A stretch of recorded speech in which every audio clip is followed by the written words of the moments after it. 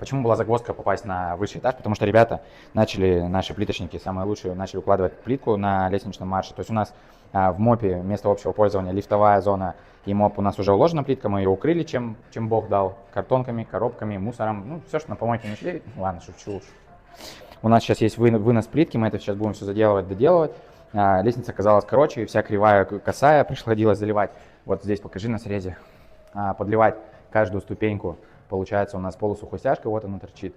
И сверху уложить плитку, потому что те, кто заливал лестницу, чуть-чуть проперлись с размером, и пришлось вот дополнительная работа.